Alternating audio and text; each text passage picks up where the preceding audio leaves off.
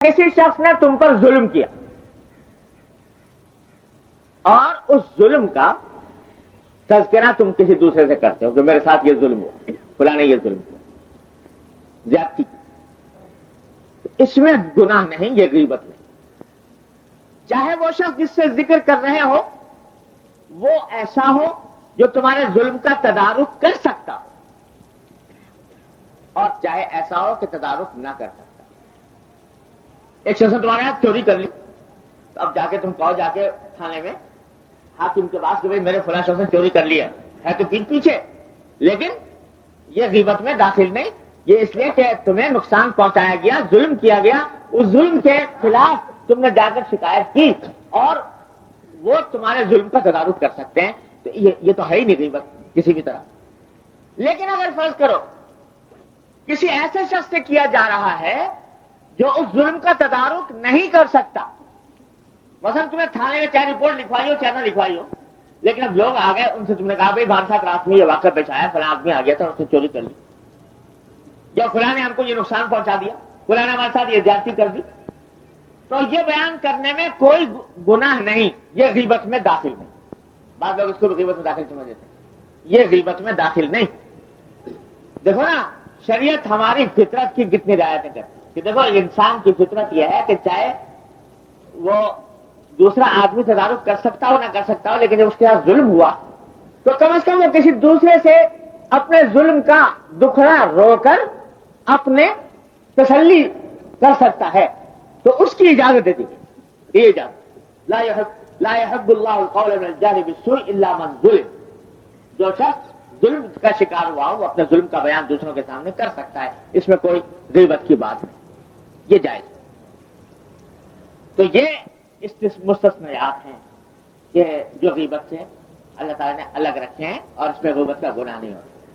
لیکن ان کے علاوہ ویسے ہی جیسے ہم بیٹھ کر محض قصہ گوئی کے طور پر، وقت گزاری کے طور پر، مجلس آرائی کے طور پر دوسروں کا ذکر شروع کر دیتے ہیں اور کیے چلے جاتے ہیں، یہ سب غیبت میں داخل ہے۔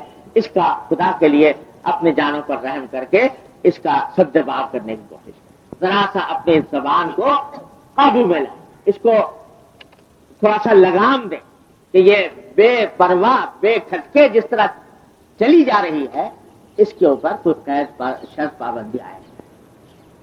یہ تھا ایک غیبت کا مختصر سا بیان جو میں نے عرض کیا تھا کہ دو گناہ ہیں جو آج کل بہت پھیلے ہوئے ہیں، ایک غیبت اور دوسرے چغل خوری۔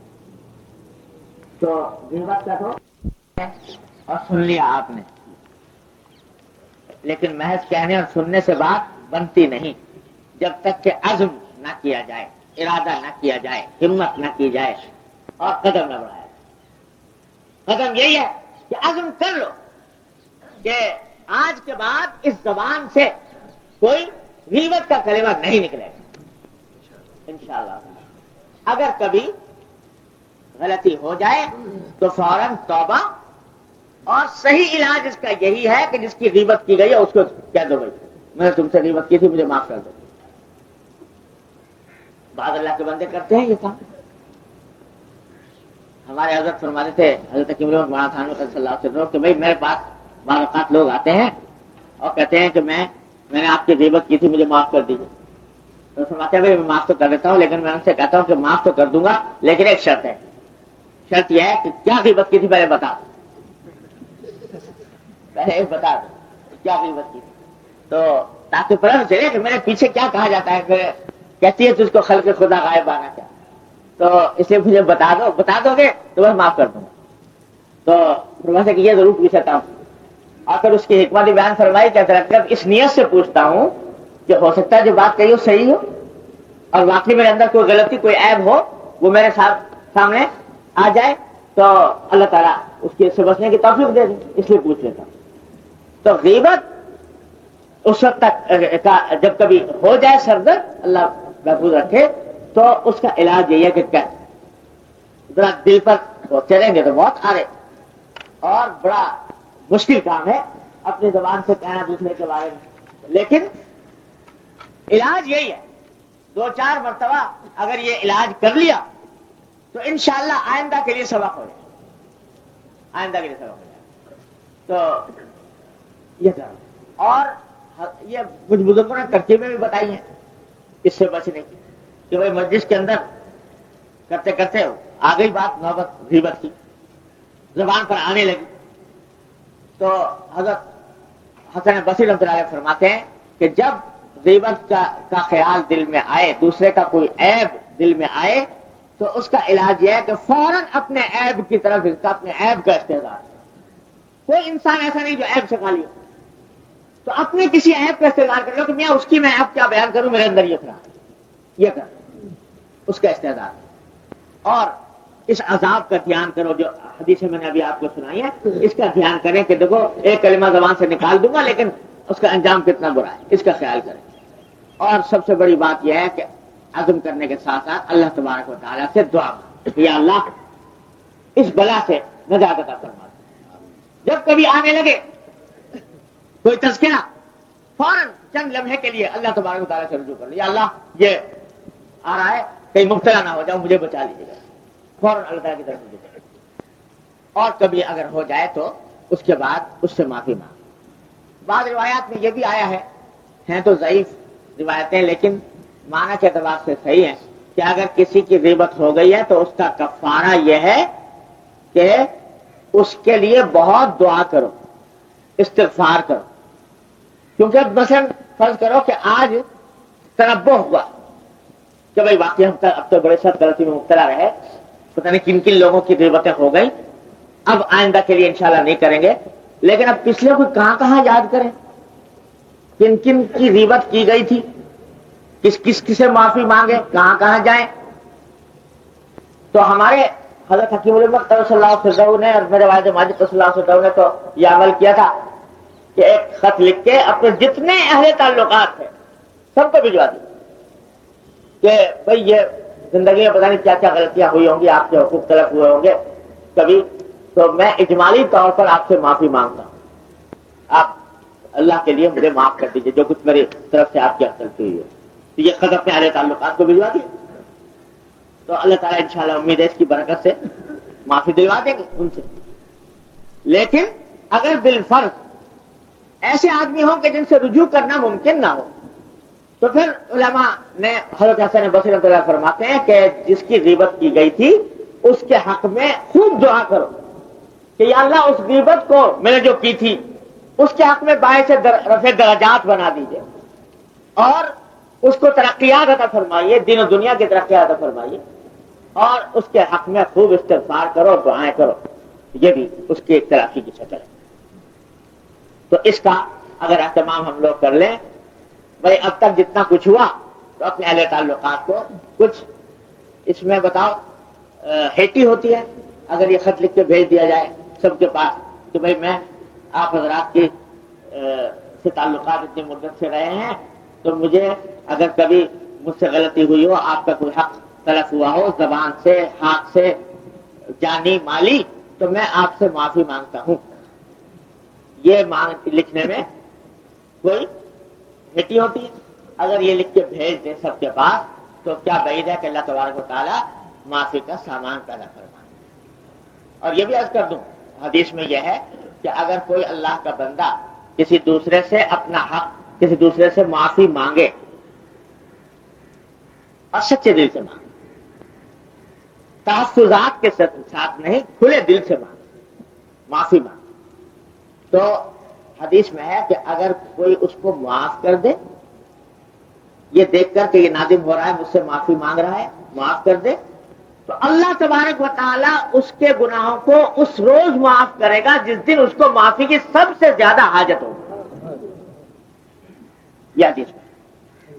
اور اگر کوئی شخص، ایک نادم آدمی اس سے کہہ رہا ہے مجھے شرمندگی ہے، مجھ سے آپ غلطی ہو گئی، آپ مجھے معاف کر دیجئے، اور اس کے باوجود اس کے ندامت کا خیال کیے کرنے کے بجائے معافی دینے سے انکار کرتا ہے، میں نہیں کروں گا معاف، اس کے لیے وعید بھی بڑی سخت ہے. فرمایا کہ اس روز اس کی معافی نہیں ہوگی جس دن اس کو معافی کی سب سے زیادہ ضرورت ہوگی. اللہ بجائے جب دوسروں کو معاف نہیں کرتا، میرے بندوں کو معاف نہیں کرتا، تو تجھے کیسے معاف کرے؟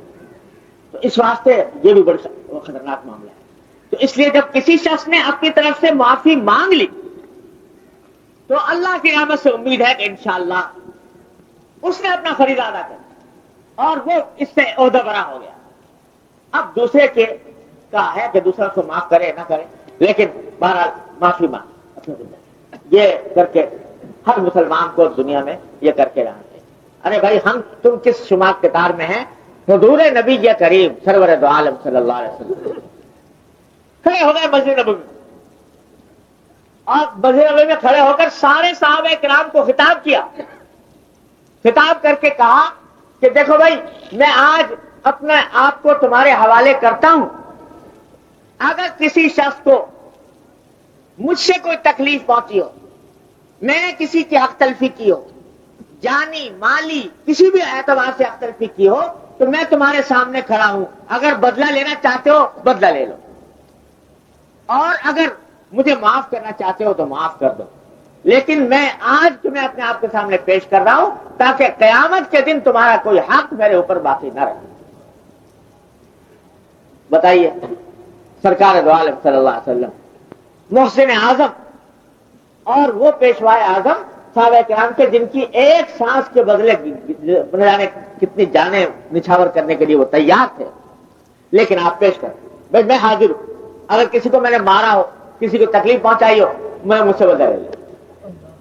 صحابہ کرام کے سامنے ہم تم کس شمار کے تار ہیں؟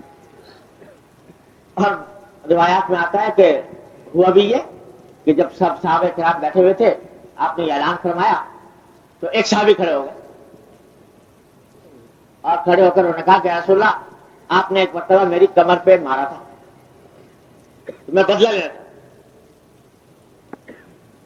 اب بتائیے ایک شاگرد ہے وہ کہہ رہا ہے کہ میں بدلہ لینا چاہتا ہوں، تو حضرت نے کسی ناگواری کا اظہار نہیں فرمایا کہ آ جاؤ لے لو بدلہ. وہ پیچھے آ جاؤ، میرے کمر کے پیچھے آ گئے تو کہا کہ رسول اللہ آپ نے جب مارا تھا میری کمر ننگی تھی اور اس وقت آپ کے کمر پہ کپڑا ہے تو بدلہ تو پورا نہیں ہوگا.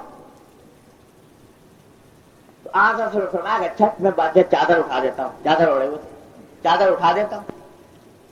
چادر اٹھائی سرکار دو عالم صلی اللہ علیہ وسلم نے تو یہاں پشت کے اوپر مہر نبوت تھی، تو صحابی نے جا کر اس مہر نبوت کو چوم لیا اور کہا کہ رسول اللہ یہ جو میں نے گستاخی کی در حقیقت میرا اصل میں چاہتا یہ تھا کہ اس مہر نبوت کو بوسہ لینے کا موقع مل جائے، اس کے لیے میں نے یہ گستاخی کی تھی، مجھے معاف فرما دیا.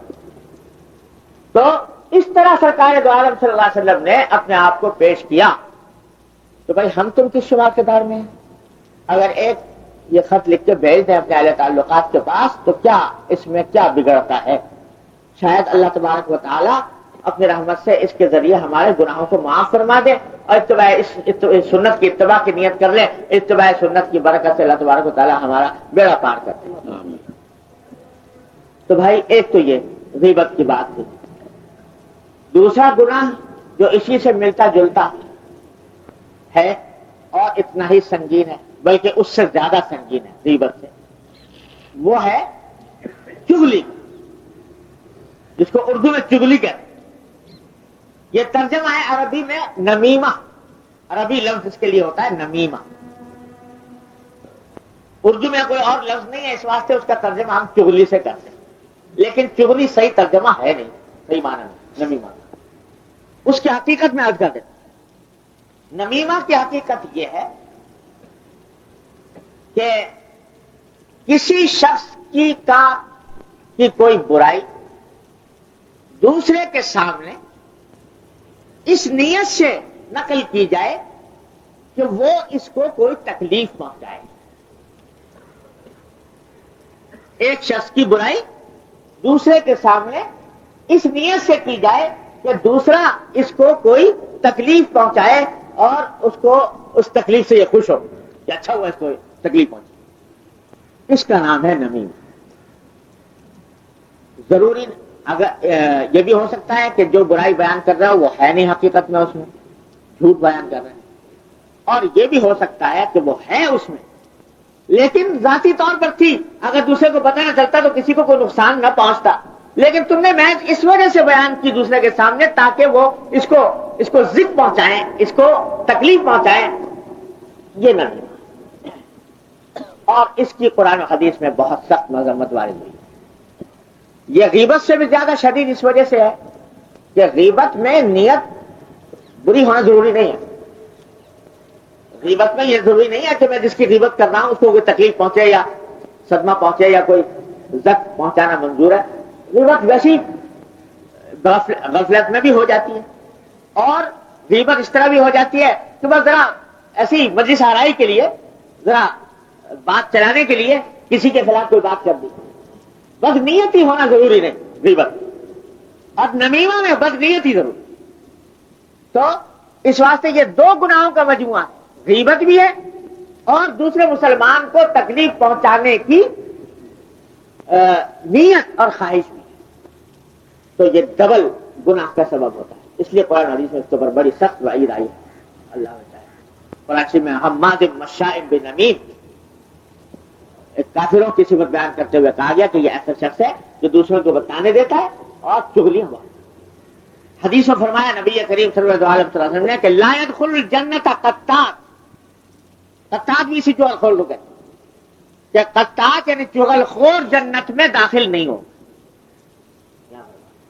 اتنی سخت وعید بیان قرآن شریف میں ویل لکل ہمزۃ لمزہ، افسوس ہے، اور ایک ترجمہ اس کا یہ بھی ہوتا ہے کہ دردناک عذاب ہے اس شخص کے اوپر جو دوسروں کے تانے دے اور دوسروں کے عیب، ایک کا عیب دوسرے کو تک اس لیے پہنچائے تاکہ اس کو تکلیف ہو۔ ہمزہ لمزہ اسی ہو، بڑی سخت وعید آئی حدیث۔ اور ایک حدیث مشہور ہے، آپ نے بھی شاید سنی ہوگی، کہ حضور اقدس صلی اللہ علیہ وسلم تشریف لے جا رہے تھے ایک مرتبہ، تو صحابہ کرام بھی ساتھ، ایک جگہ دیکھا کہ دو قبریں بنی ہوئی ہیں، ان کو قبرستان نہیں تھا، ایسے ہی الگ تھلگ دو قبریں بنی ہوئی تھی۔ تو جب آپ قریب پہنچے ان قبروں کے تو آپ نے ان کی طرف اشارہ کرتے ہوئے اپنے رفقا سے فرمایا، صحابہ کرام سے، کہ دیکھو ان دونوں قبروں پر عذاب ہو رہا ہے، انہما لیعذبان، ان دونوں کے اوپر عذاب ہو رہا ہے۔ اللہ تعالیٰ نے منکشف فرما دیا عذاب قبر نبی کریم صلی اللہ علیہ وسلم کے اوپر۔ یہ عذاب قبر ایسی چیز ہے، اللہ بچائے، ایک حدیث میں آتا ہے کہ جب قبر کے اندر عذاب ہوتا ہے تو اللہ تبارک و تعالیٰ نے اپنی رحمت سے، اپنے فضل و کرم سے اس کی آوازیں ہم لوگوں سے چھپا لی ہیں، ورنہ اگر ہم لوگ سننے لگیں، وہ جو آوازیں عذاب قبر کے اندر پیدا ہوتی ہیں، اللہ تعالیٰ بچائے، وہ سننے لگیں تو کوئی آدمی زندہ نہ رہ سکے، وہ زندگی میں کوئی کام نہ کر سکے۔ اس واسطے ان کی رحمت ہے کہ وہ چھپا لیا، لیکن اپنے کسی بندے کے اوپر اللہ تعالیٰ کبھی کبھی ظاہر بھی فرما دیتے ہیں۔ تو حضور نے اقدس پر منکشف فرمایا کہ ان دونوں کو عذاب ہو رہا ہے۔ پھر آپ نے فرمایا کہ تمہیں پتا ہے یہ کس چیز کی وجہ سے عذاب ہو رہا ہے قبر میں؟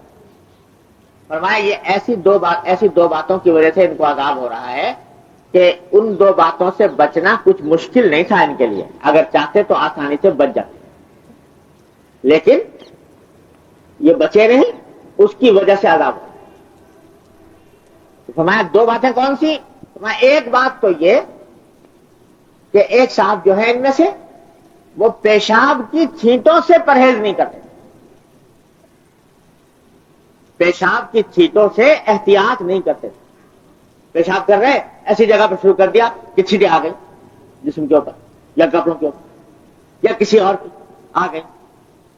خاص طور سے اس زمانے میں اہل عرب جو ہیں یہ بکریاں اور اونٹ چرانے کا بہت رواج تھا، تو بکریاں اور اونٹ بہت چرایا کرتے تھے، اور ہر وقت ان کے ساتھ اٹھنا بیٹھنا، ان کو لے کے جانا، ان کی دیکھ بھال، اس میں کپڑوں کے اوپر اکثر چھینٹیں پڑ جایا کرتی تھی۔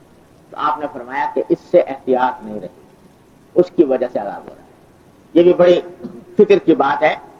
ہمارے ہاں اسلام میں الحمدللہ اللہ تعالیٰ نے ہمیں طہارت کے تمام آداب بہت تفصیل کے ساتھ سکھائے، کس طرح طہارت کرنی چاہیے۔ آج مغربی تہذیب کے زیر اثر ظاہری صفائی ستھرائی کا تو بڑا اہتمام، لیکن طہارت شرعیہ کے احکام کی طرف دھیان نہیں۔ ایسے طریقے سے بنائے جاتے ہیں بیت الخلا وغیرہ کہ اس میں چھینٹوں سے احتیاط نہیں ہوتی، تو یہ وعید اتنی زبردست ہے جو حضور اقدس صلی اللہ علیہ وسلم نے بیان فرمائی. اور ایک حدیث میں فرمایا نبی کریم صلی اللہ علیہ وسلم کہ استنزہوا من البول فإن عامۃ عذاب القبر منہ، پیشاب سے بچو، اس واسطے کہ اکثر عذاب قبر پیشاب کی وجہ سے ہوتا ہے. پیشاب کا جسم پر لگ جانا، کپڑوں پر لگ جانا، اس کی چھینٹوں کا لگ جانا، یہ ان وجوہ سے ہوتا ہے عذاب قبر. تو اس سے بڑے احتیاط کی ضرورت. بہرحال حضور نے فرمایا کہ دو وجہ ہے جن کی وجہ سے ہو رہا ہے. ان میں سے ایک صاحب تو پیشاب کی چھینٹوں سے پرہیز نہیں کرتے تھے، اور ایک صاحب وہ ہیں کہ جو چغلی بہت کیا کرتے دوسروں کی، اس کی وجہ سے قبر میں عذاب ہو رہا ہے. تو قبر کے عذاب کا سبب قرار دیا حضور نبی کریم صلی اللہ علیہ وسلم چغلی. تو بھائی یہ عمل بھی غیبت سے زیادہ سنگین ہے کہ بدنیتی سے کسی کی دوسروں کو برائی بیان کرنا تاکہ دوسرا اس کو کوئی تکلیف پہنچائے.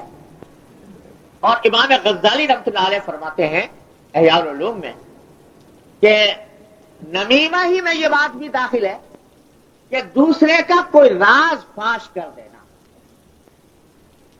یہ بھی چغلی کا ایک حصہ کہ ایک بات ہے جو دوسرا آدمی نہیں چاہتا کہ میری یہ بات کسی اور کے اوپر ظاہر ہو، اچھی ہو یا بری ہو، اس سے بحث نہیں.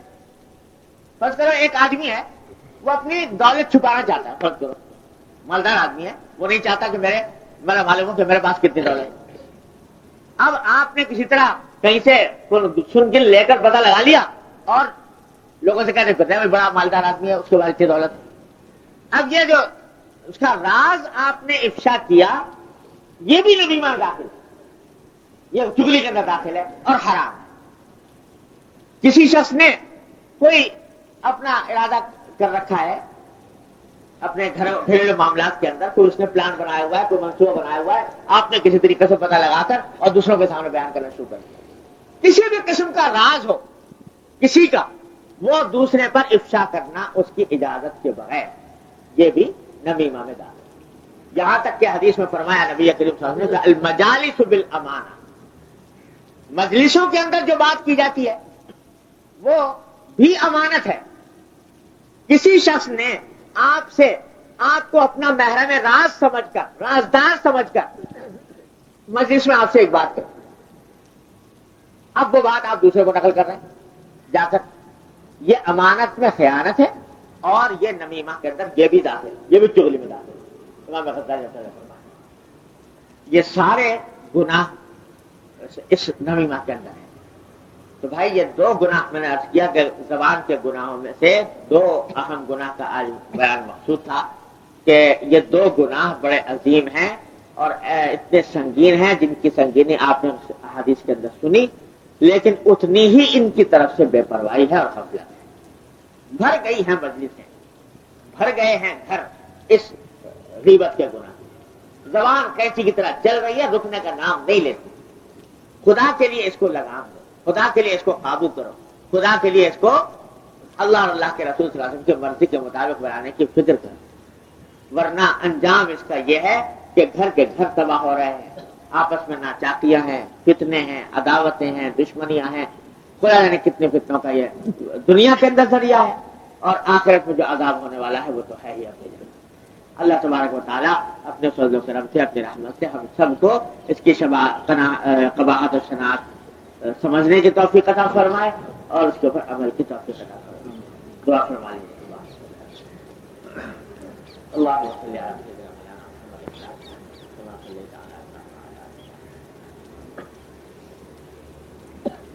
ربنا ظلمنا انفسنا وان لم تغفر لنا وترحمنا لنكونن من الخاسرين.